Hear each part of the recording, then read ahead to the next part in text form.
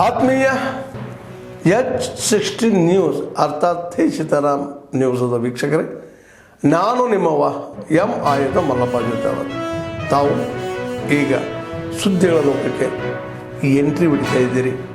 ಈ ಸುದ್ದಿಗಳನ್ನು ಪ್ರತಿಯೊಂದು ನೋಡೋ ಜೊತೆಗೆ ನಿಮ್ಮ ಅಭಿಪ್ರಾಯಗಳನ್ನು ಹಂಚ್ತಾ ಇರ್ರಿ. ಯಾಕಂದರೆ ಈ ಸುದ್ದಿಗಳು ನಿಮಗಾಗಿ, ನಿಮ್ಮ ಬದುಕಿಗಾಗಿ, ನಿಮ್ಮ ವೈಚಾರಿಕೆಗಾಗಿ, ನಿಮ್ಮ ತಿಳುವಳಿಕೆಗಾಗಿಯೂ ನಿಮಗೂ ಗೊತ್ತು. ಜೊತೆಗೆ ನಮಗೂ ನಿಮ್ಮೊಂದಿಗೆ ಇದೊಂದು ಮಾತಾಡುವಂಥ ಜೊತೆಗೆ ಸುದ್ದಿಗಳನ್ನು ಬಿಡುವಂಥ ಕೆಲಸ. ಈ ಕೆಲಸದಲ್ಲಿ ನಾವು ನಿಮ್ಮೊಂದಿಗಿದ್ದೀವಿ ಅಂತ ಹೇಳ್ತಾ ನೋಡ್ತಾ ಇರಿ ಸುದ್ದಿಗಳನ್ನು. ಮುಸಲ್ಮಾನರಿಗೆ 4% ಸರ್ಕಾರಿ ಗುತ್ತಿಗೆಗಳಲ್ಲಿ ನೀಡ್ತೇವೆ ಅಂತಕ್ಕಂಥ ತೀರ್ಮಾನ ಇದೊಂದು ಅಸಂವಿಧಾನಾತ್ಮಕ ತೀರ್ಮಾನ, ಸಂವಿಧಾನಕ್ಕೆ ವಿರುದ್ಧವಾಗಿರ್ತಕ್ಕಂಥ ಒಂದು ತೀರ್ಮಾನ. ಸಂವಿಧಾನದಲ್ಲಿ ಒಂದು ಧರ್ಮದ ಆಧಾರವಾಗಿ ಮೀಸಲಾತಿಯನ್ನು ಕೊಡಬೇಕು ಅಂತೇಳಿ ಎಲ್ಲೂ ಕೂಡ ಉಲ್ಲೇಖವನ್ನ ಮಾಡಿಲ್ಲ. ಆದರೆ ಕಾಂಗ್ರೆಸ್ ಸರ್ಕಾರದ ಈ ನಿರ್ಧಾರ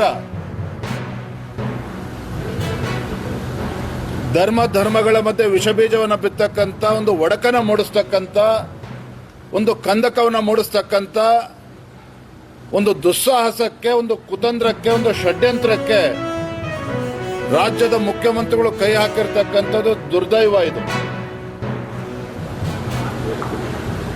ಒಂದು ಓಲೈಕೆ ರಾಜಕಾರಣ ಎಷ್ಟರ ಮಟ್ಟಕ್ಕೆ ಬಂದು ನಿಂತಿದೆ ಅಂತ ಹೇಳಿದ್ರೆ, ಅಲ್ಪಸಂಖ್ಯಾತರು ಅಂತೇಳಿ ಮುಸಲ್ಮಾನರಿಗೆ ಇವತ್ತು ರಿಸರ್ವೇಶನ್ ಕೊಡ್ತಕ್ಕಂಥದ್ದು ಗುತ್ತಿಗೆನಲ್ಲಿ ಸುಮ್ಮನೆ ಎಲೆಕ್ಷನ್ಗೋಸ್ಕರ ಗ್ಯಾರಂಟಿ ಆಗಿಬಿಟ್ಟಿದೆ. ಈಗ ಉದಾಹರಣೆಗೆ ಗೃಹ ಲಕ್ಷ್ಮಿಗೆ ದುಡ್ಡು ಬರಬೇಕು ಅಂತೇಳಿದ್ರೆ ಈಗ ZPPP ಎಲೆಕ್ಷನ್ ನಡೆದ್ರೆ ಮಾತ್ರ ಹೆಣ್ಮಕ್ಳ ಅಕೌಂಟಿಗೆ ದುಡ್ಡು ಬರುತ್ತೆ. ಇಲ್ಲ ಅಂತೇಳಿದ್ರೆ ಮತ್ತೆ ಯಾವುದಾದ್ರೂ ಎಲೆಕ್ಷನ್ ಬಂದ್ರೆ ಮಾತ್ರ ಅವರಿಗೆ 2,000 ರೂಪಾಯಿ ಅವ್ರ ಅಕೌಂಟಿಗೆ ಬರುತ್ತೆ, ಇಲ್ಲ ಅಂದ್ರೆ ಬರಲ್ಲ. ಆದ್ದರಿಂದ ಸರ್ಕಾರ ಟೋಟಲಿ ಫೇಲ್ಯೂರ್ ಆಗಿದೆ. ಬಜೆಟಲ್ಲಂತೂ ಸಿದ್ದರಾಮಯ್ಯ ಅವರು ಏನು ಜನಪರ ಬಜೆಟ್ ಮಾಡ್ತೀವಿ, ಆರ್ಥಿಕ ತಜ್ಞರು ಅನ್ನುವಂಥದ್ದೇನಿದೆಲ್ಲ, ಕರ್ನಾಟಕ ರಾಜ್ಯದ ಆರ್ಥಿಕತೆಯನ್ನು ಭಗ್ನಗೊಳಿಸಿರ್ತಕ್ಕಂಥ ಏನಾದ್ರು ತಜ್ಞರಿದ್ದರೆ ಅವರು ಸಿದ್ದರಾಮಯ್ಯ ಅವರು ಅಂತ ಈ ಸಂದರ್ಭದಲ್ಲಿ ಹೇಳೋದಕ್ಕೆ ಬಯಸ್ತೇನೆ.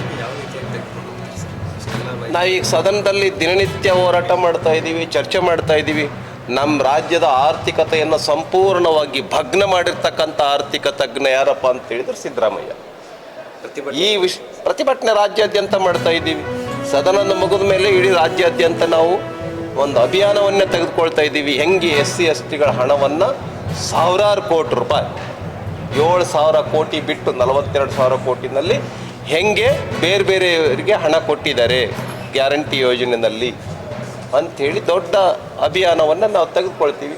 ನಮ್ಮ ರಾಜ್ಯದಲ್ಲಿ ಎಲ್ಲರಿಗೂ ಟ್ಯಾಕ್ಸ್ ಹೆಂಗೆ ಹೆಚ್ಚಿಗೆ ಮಾಡಿದ್ದಾರೆ, ನೀರಿಗೆ ಟ್ಯಾಕ್ಸು, ಹಾಲಿಗೆ ಟ್ಯಾಕ್ಸು, ಆಲ್ಕೋಹಾಲಿಗೆ ಟ್ಯಾಕ್ಸು, ಪೆಟ್ರೋಲ್ ಡೀಸೆಲ್ಗೆ ಟ್ಯಾಕ್ಸು. ಮೇಯರ್ ಸ್ಥಾನಕ್ಕೆ BJPಯ ಅಭ್ಯರ್ಥಿ ಮಂಗೇಶ್ ಪವಾರ್ 40 ಮತಗಳಿಂದ ಗೆದ್ದಿದ್ದಾರೆ. ಅದೇ ಥರ ಉಪಮೇಯರ್ ಸ್ಥಾನಕ್ಕೆ ವಾಣಿ ವಿಲಾಸ್ ಜೋಶಿ ಅವರು ಕೂಡ 40 ಮತಗಳಿಂದ ಗೆದ್ದಿದ್ದಾರೆ. ಕಾಂಗ್ರೆಸ್ಗೆ 25 ಮತಗಳು ಬಂದಿರತಕ್ಕಂಥದ್ದಿದೆ. ಅಂದರೆ ಈಗಲೂ ರಾಜ್ಯದಲ್ಲಿ ಚುನಾವಣೆ ನಡೆದ್ರೆ ಭಾರತೀಯ ಜನತಾ ಪಾರ್ಟಿ 100ಕ್ಕೆ 100 ಅಧಿಕಾರಕ್ಕೆ ಬರುತ್ತೆ ಅನ್ನುವಂಥ ಒಂದು ವಾತಾವರಣ ನಿರ್ಮಾಣ ಆಗಿದೆ. ಅದಕ್ಕೆ ಕಾರಣ ಏನಪ್ಪ ಅಂತ ಹೇಳಿದ್ರೆ, ಮೊನ್ನೆ ನಮ್ಮ ಸಿದ್ದರಾಮಯ್ಯ ಅವರು ಕೊಟ್ಟಿರ್ತಕ್ಕಂಥ ಬಜೆಟ್ಟು ಮತ್ತು ಈಗ ಒಂದು 2 ವರ್ಷದಿಂದ ಏನು ಸರ್ಕಾರದಲ್ಲಿ ಕಾಂಗ್ರೆಸ್ ಸರ್ಕಾರ ಇದೆ, ಅವರ ನಡವಳಿಕೆಗಳು, ಅವರ ವರ್ತನೆಗಳು, ಅವರ ಭ್ರಷ್ಟಾಚಾರ, ಅವರ ಅಲ್ಪಸಂಖ್ಯಾತರನ್ನು ಸೀದಾ ಆಕಾಶದ ಮೇಲೆ ಕೂಡಿಸಿರ್ತಕ್ಕಂಥದ್ದು, ಅಲ್ಪಸಂಖ್ಯಾತರಿಗೋಸ್ಕರ ಬಜೆಟ್ ಮಂಡಿಸಿರ್ತಕ್ಕಂಥದ್ದು, SC/STಗಳ ಹಣವನ್ನು ಸುಮಾರು 42,000 ಕೋಟಿನಲ್ಲಿ 7,000 ಕೋಟಿ ಮಾತ್ರ, ಮತ್ತೆ ಇನ್ನೊಂದು ಸರಿ ಉಚ್ಚಾರ ಮಾಡ್ತೀನಿ, 42,000 ಕೋಟಿನಲ್ಲಿ SC/STಗಳಿಗೆ ತಲುಪೋದು ಕೇವಲ 7,000 ಕೋಟಿ ಮಾತ್ರ. ಉಳಿದಿರ್ತಕ್ಕಂಥದ್ದು ಬೇರೆ ಇಲಾಖೆಗಳಿಗೆ ಹೋಗುತ್ತೆ.